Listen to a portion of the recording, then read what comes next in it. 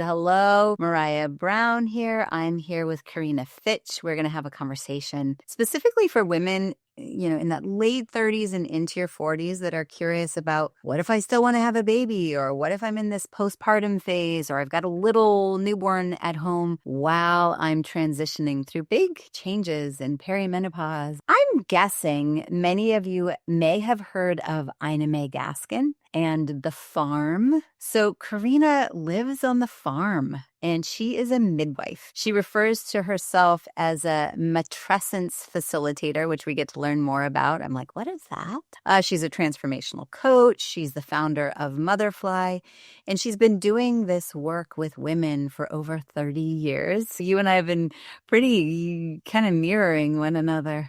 Although for me, I'm at 25 years. She was a NICU nurse and she has training in feminine power. And she really is passionate about supporting women through these chapters of change and really owning our feminine power, so to speak. And I don't know about you, Corina, but I feel like even though I'm not attending births anymore, I still show up as a midwife every day because we get to be the holders of health and possibility and surrender and trust. I'm curious, what's your version of that? Like, how do you show up as a midwife today when you're actually attending births, but also as a mother and as a friend and as a coach? Well, it's interesting. When I did my facilitation training in, I think it was 2016, I felt like, oh my gosh, all of these what she called superpowers of facilitation are things that I do as a midwife, and that the role of facilitator and midwife are really very similar. And that is to mostly hold space for something that is inherently transformational, whether that's at a birth or at some sort of rites of passage ceremony or just in the process. But I think so much of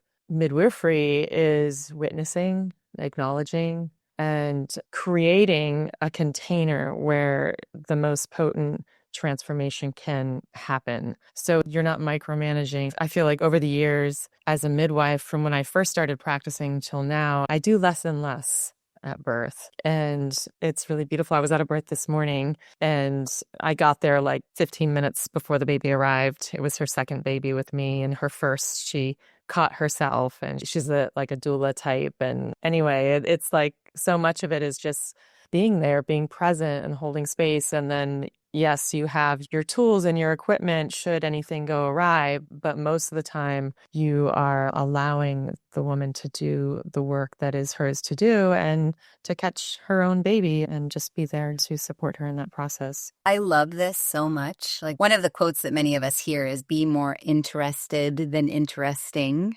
Especially moving into the coaching world, which I can't wait to hear what that's looked like for you. But it becomes so much less about us and interjecting our own ideas, but more about really actively listening and allowing the transformation to well up from within the client. And it's the birth too. The birth industry and the pregnancy industry, so much of it is, in some settings, a process of disempowerment. Like somehow women have forgotten that they have it within them. And instead it's like, oh, tell me what I need to do. Oh, tell me my solution. Tell me what's wrong with me. Being back in this place of trust. It's a normal physiological process that is our birthright to be able to own and know and listen within. Right. And menarche, and bringing that, going back to your first question about how do I bring it into my mothering, I have also started to think about myself as a facilitator, like my role as a midwife or a facilitator for my children, because I think probably in mothering, I have more of a tendency to, I don't want to say control. I don't feel like I'm a very controlling mother, but to manage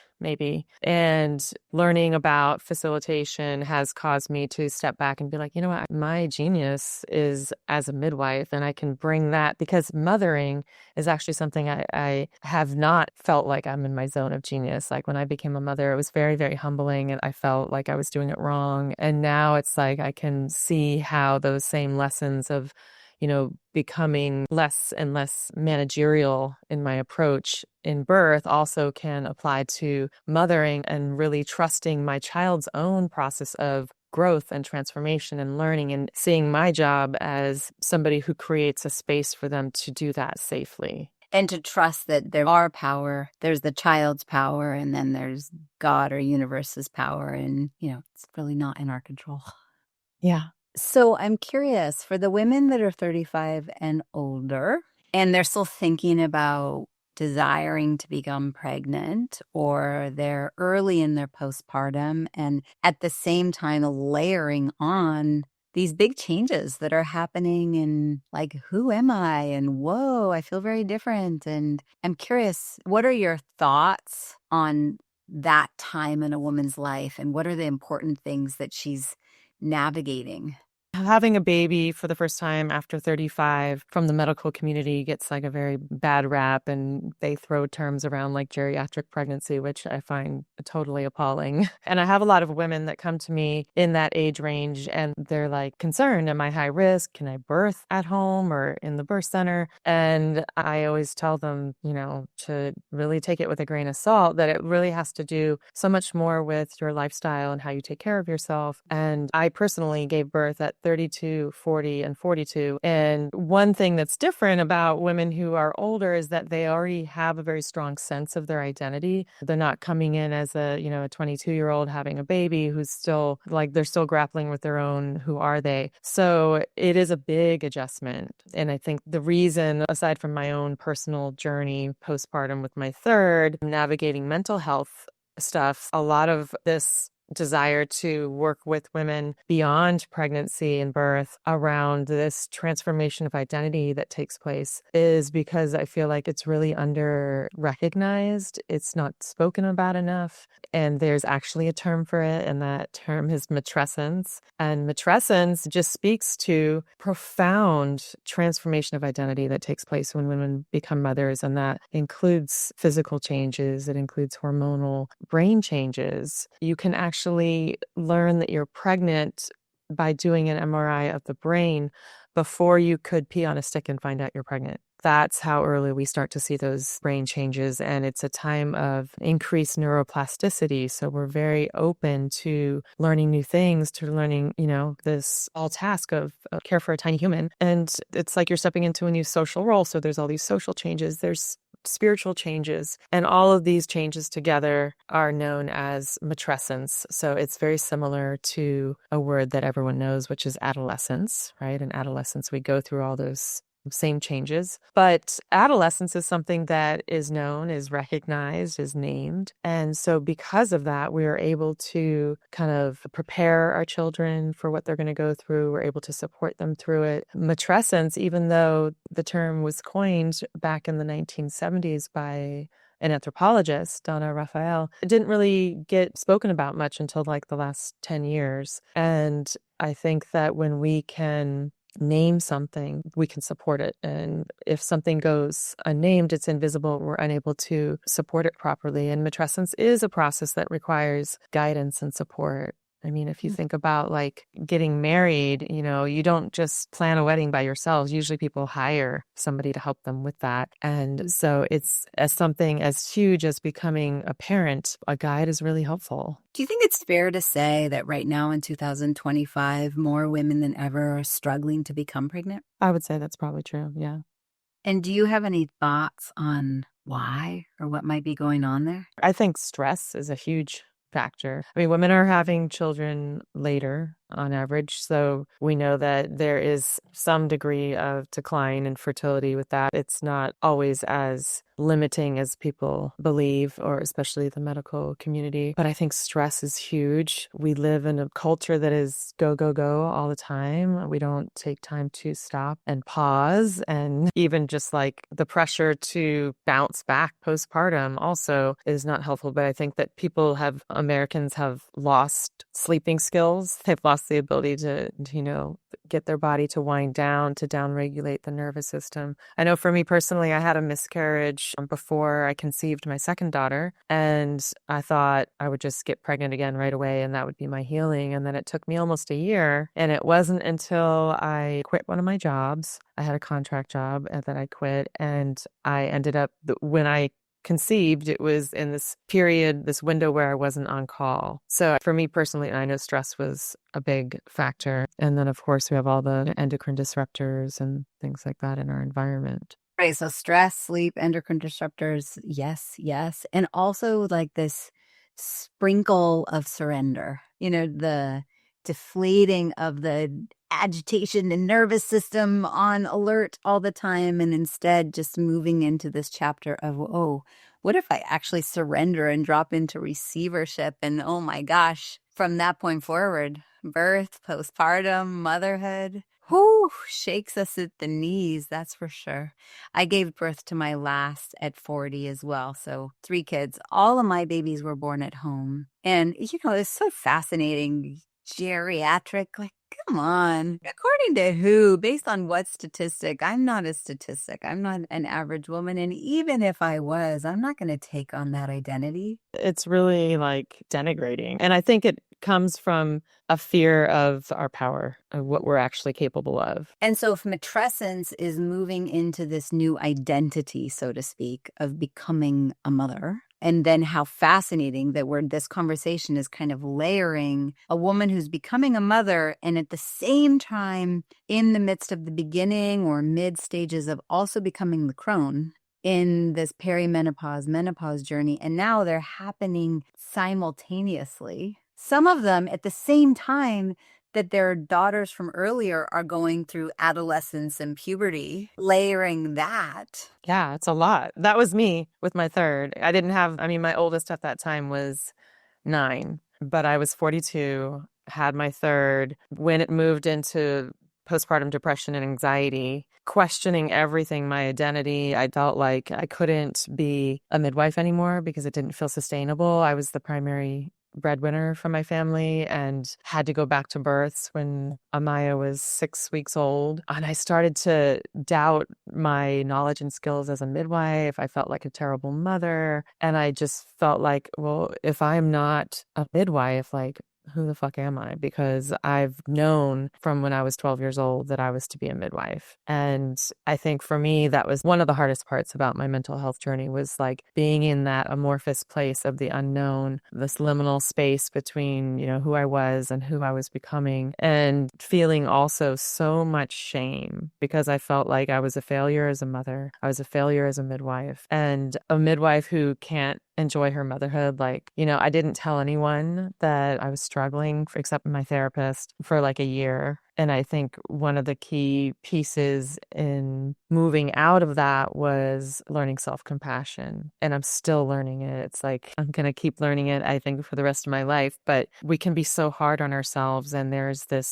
so much societal pressure under patriarchal motherhood of trying to live up to this perfect mother myth that doesn't actually exist because it's not a human standard. But we're so programmed, we're so socialized to strive for this at all costs that then we move into burnout. And because matrescence is such a profound shift in identity, it's normal for us to feel lost, but we don't have language for it. And so then I think there is a lot of mental health issues in the motherhood space. And also some of it is matrescence unrecognized.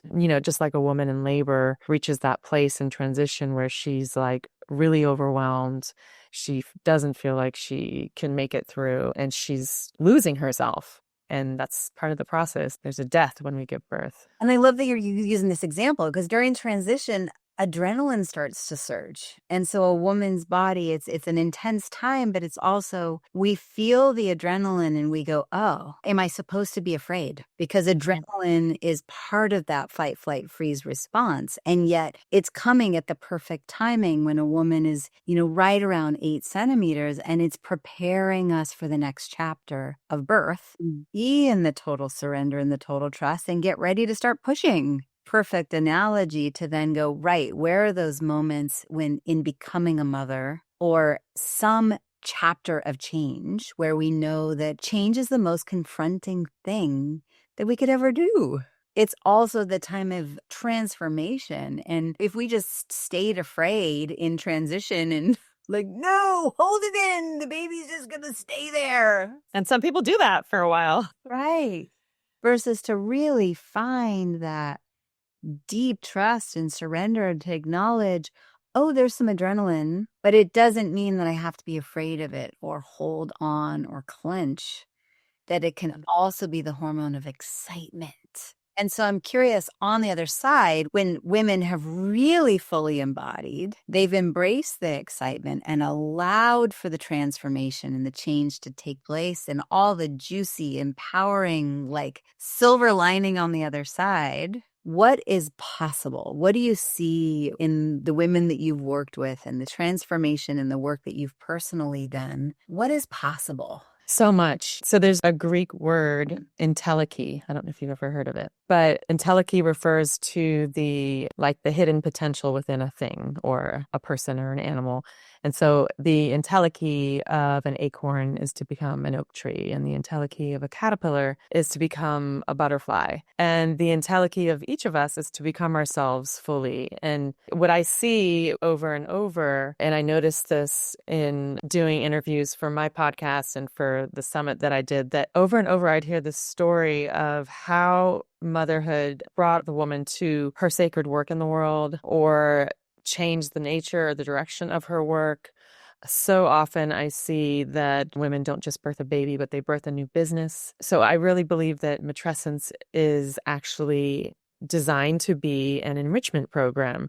It's designed to uplevel us, to bring us to our potentials, but only under the right conditions and with the right support. Because otherwise, as we're seeing with the maternal mental health crisis, it can feel and be very disempowering when you're struggling to do everything by yourself, or you're struggling, you don't have anyone who's providing for you financially. There are so many systems stacked against mothers, but when they have that support inherently, it's just inherent to the process of pregnancy and birth, and matrescence is transformation. And so one of my clients that came into my, it was actually a course I was doing at the time, she had had her baby with me, and then she came into my course a couple years later, and her baby was about 2 years old. Her baby had been diagnosed with cancer at about 5 months of age. So for over those first 2 years of her life, the mom had just been from one treatment to the other, one surgery to the other, just completely in service to her daughter. And when she came into the program, she was extremely depleted. And through the course of our time together, she realized, number one, really was able to step back and see how incredibly depleted she was, and then took steps to change that and started to, refill her cup. And when she finished, within 2 months, she realized her vision of founding a nonprofit called Whimsy World that is in service to children with cancer and disabilities. And so I find that when mothers get juiced in that way, then they just have so much to offer to their communities. Yeah, juice is a sense of purpose. Juice is a sense of inner power. Also just to speak, there might be women who have a partner in their life that is providing financially, but maybe not providing emotionally, or maybe not providing in the support that she's longing for, right? Or it's a woman who just, through life's experience, you've taken on the assumption that you have to do it all yourself and that it has to be hard. And even if support's right there, it's scary to receive it, right? All of that is true. And what I'm hearing is we have this exceptional opportunity if we choose to go through the journey of matrescence and becoming a mother. But it sounds like it could be mothering and birthing a baby. It could be mothering and birthing a project or a business. I mean, I look at my experience through miscarriage, and when I birthed the Women's Vibrancy Code in 2019, it was part of the healing from my miscarriage, because that experience left me in a place of questioning my decisions, in the place of fear of taking a big leap, and to try it again and launch a business out in the world that was a passion project. It was scary. It was going into the unknown and all the who am I stories. Am I going to make the right decisions? What if here I was as a midwife miscarrying in the middle of the Alcan Highway camping, and there were so many moments where I was like, did I miss a sign? Did I do something wrong? Which of course not. Yeah.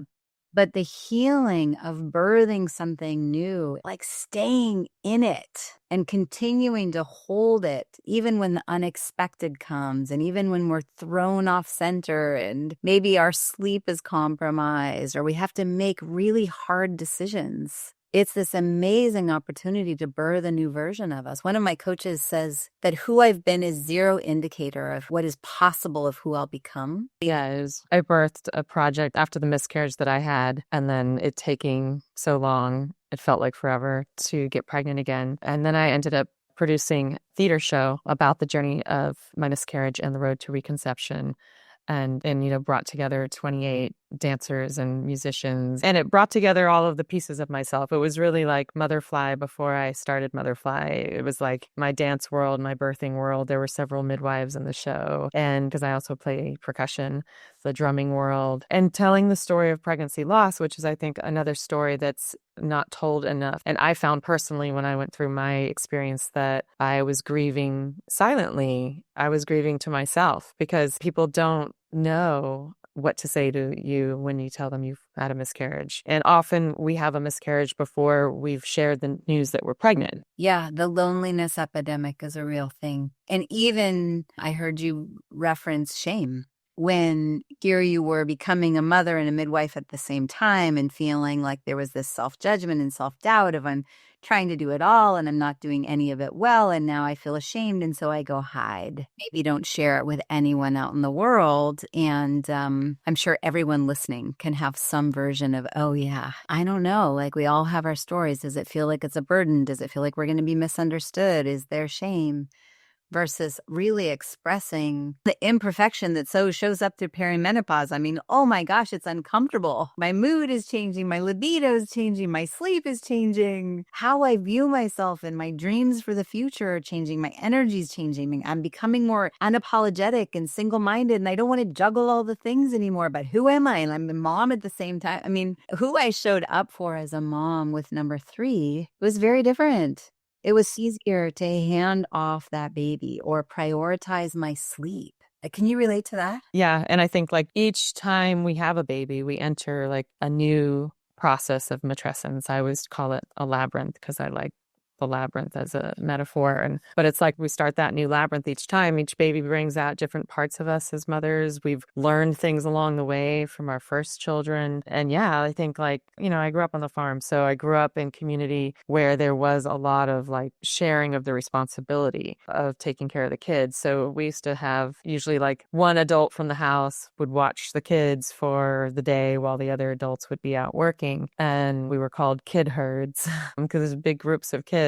But I think that is something that generally Western mothers struggle with, being able to ask for and receive support because, yes, they feel like a burden because, we have all been programmed that we're supposed to be super moms and we're supposed to be able to do it all ourselves. And if we don't, then somehow that means there's something wrong with us or we're not good enough or we're failing. And then even when you start to learn how to ask for support, sometimes the receiving part, it still takes more learning to do that. And I always tell moms, like, the first part of learning how to ask for support is actually being in touch with what your needs are. If you don't know what you actually need, how can you possibly get the support that you need? You have to be able to know that first. And knowing that needs change. What I needed when I was single versus giving birth to my first versus being a CEO versus the part of me that was struggling in a marriage versus feeling really supported in a marriage,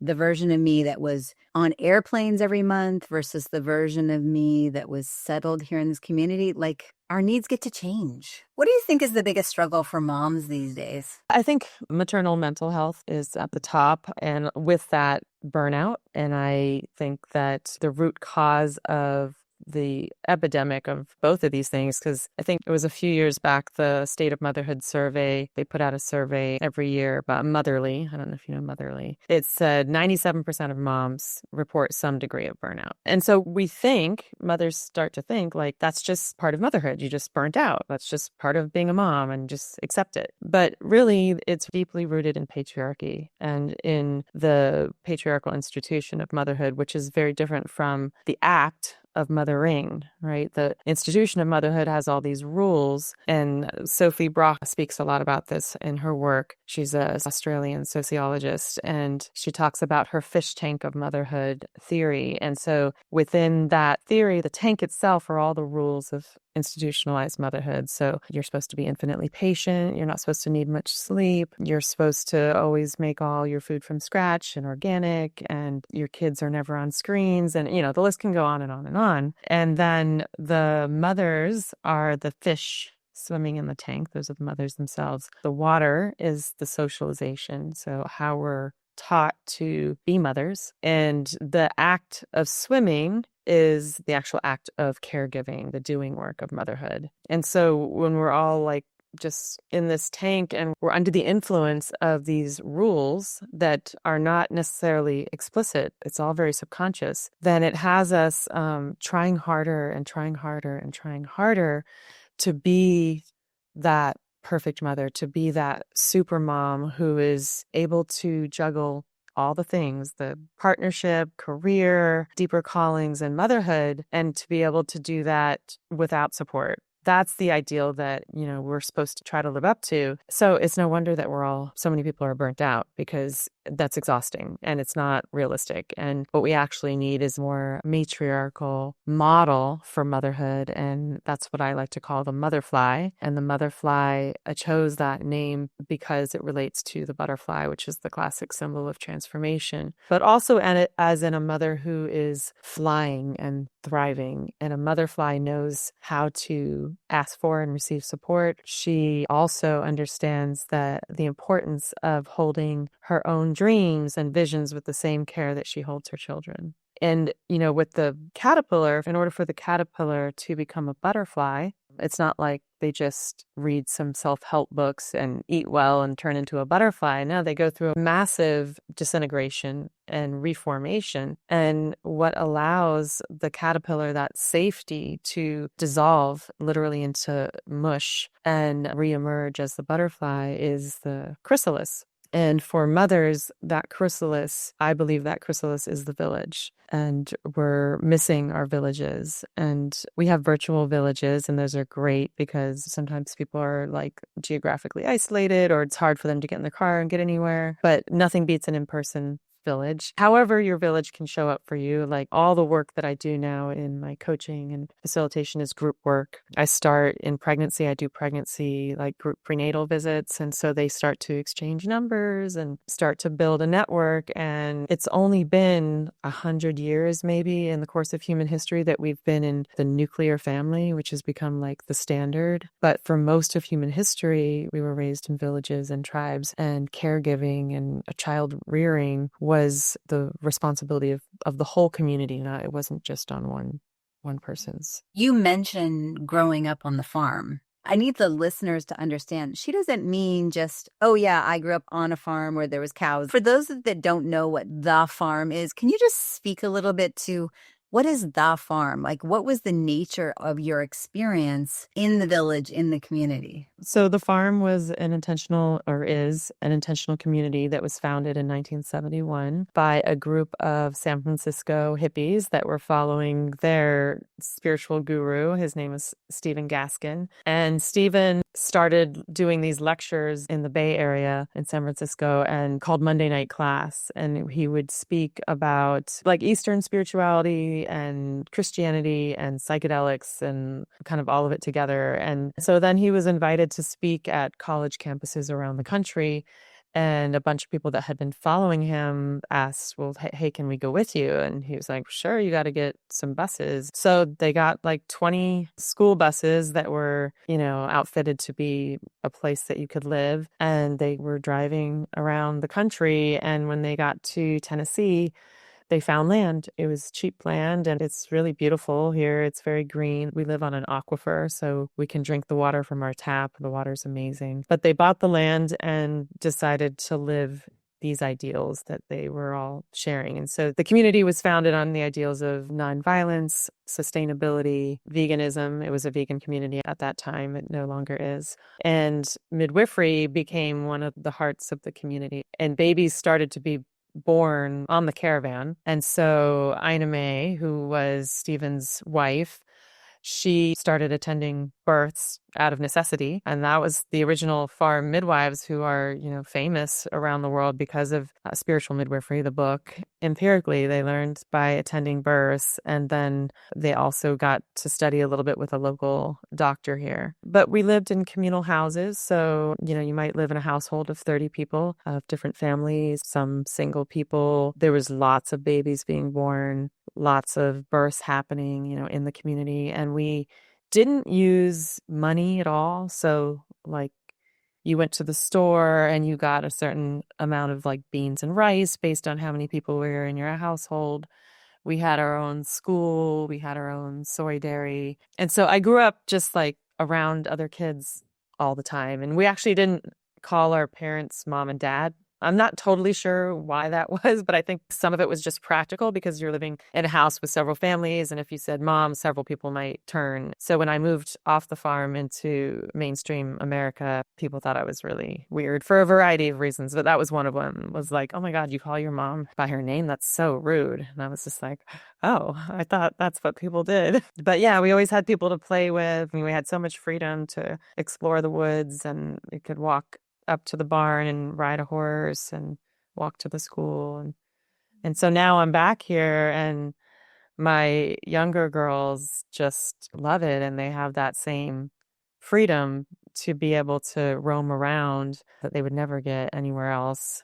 My oldest daughter was, I guess, like 12 or 13 when we moved here, and she didn't like it. She moved back to Miami when she was 16. And I think it's a hard place for teens. There's just not enough going on. So I didn't blame her at all for wanting to leave. But when I grew up here, there was about 1,700 people living here. How many are there now? And now I think it's 250. So much, much smaller. Yeah. And most of the community is older, is like the founding folks. So they're all like in their late 70s, early 80s. And we do have, some young people, but most of the people are older. And are there still people coming to the farm to give birth? Yes. So I had somebody come from Europe a couple years ago, but I get people from New York, California, even Florida, which has lots of midwives, because that's where I used to practice. But yeah, we get people from all over. Mm-hmm. And so now you're still doing birth work there on the farm, but you have your offerings from your life experiences to do matrescence work through Motherfly, which is motherflymom.com. And do you want to say anything else about the work that you're doing virtually and in group containers? Are women joining from all over the world? And who is it that's joining these groups? And anything you want to say about what their experience is? Yeah, so I have a group called the Matrescence Circle, which started in 2021, and it has moms in it with babies or children ranging from less than a year old to adult, children in their late 20s. And that has people from all over the country. And then I have my group coaching program, which is called Motherfly. It went through various names. It was Mother Birth, now it's Motherfly. But it's a 9-month transformational group coaching program.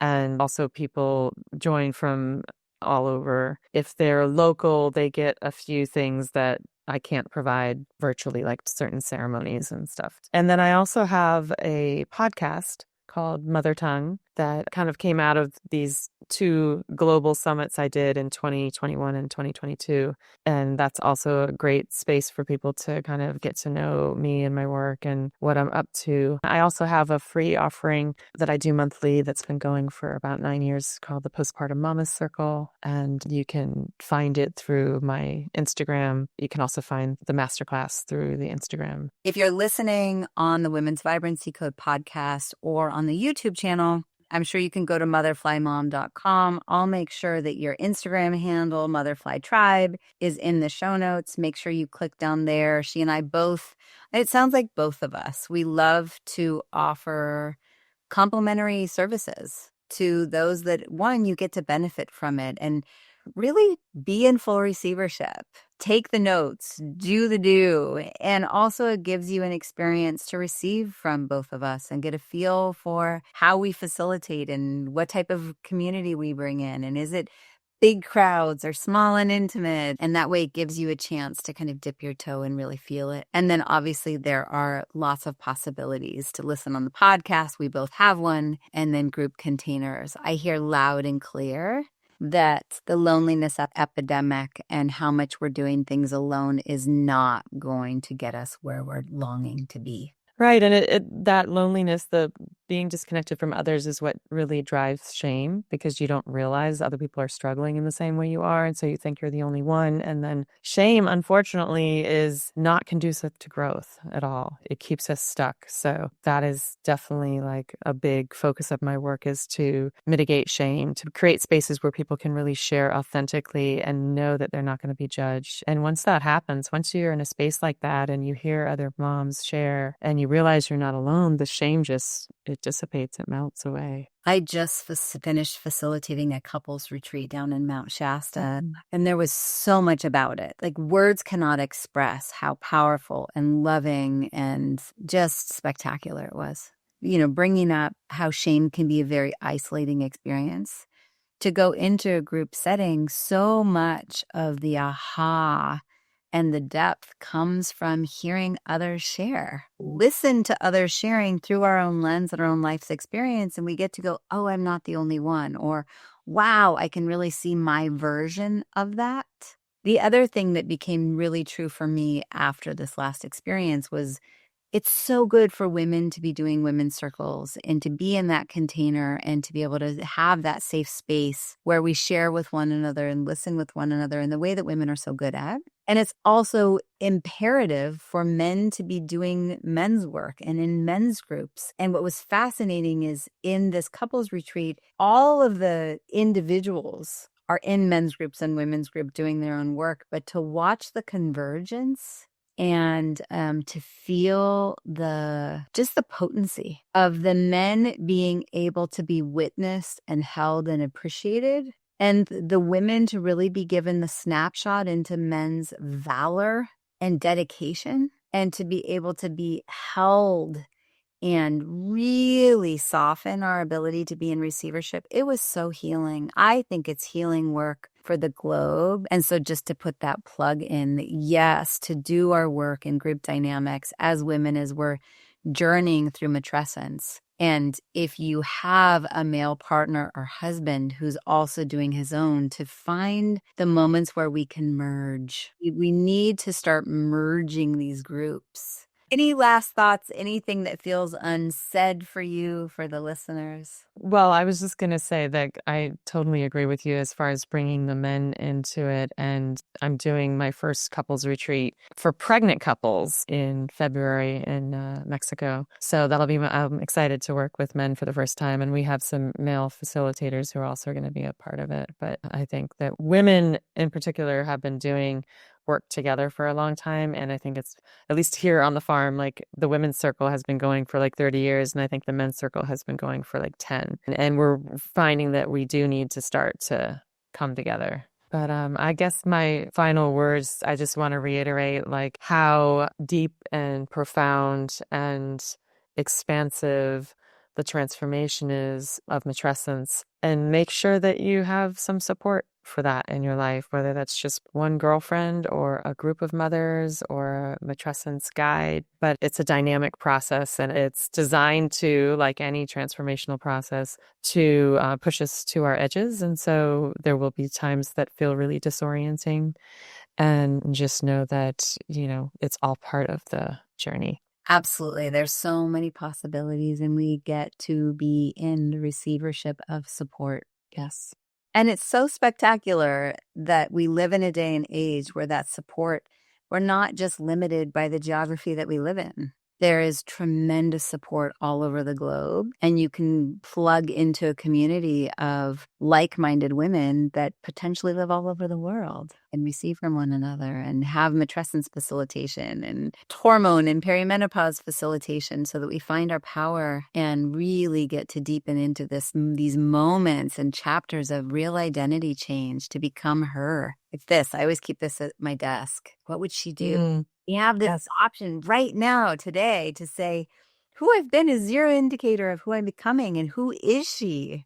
Yes. What would she do? How would she be? What choices would she make? How would she exist? And allow yourself to receive support along the moment where the chrysalis has been formed and we're goo. Thank you, Corina. Thank you for the work that you do. Thank you for our time together. And I'm sure everyone that's listening has received a lot. Reach out to her with your questions. I'm sure that both of us are very approachable. Fair? Yes, absolutely. Yeah. Mhm. All right. Thank you so much. Of course. Thank you.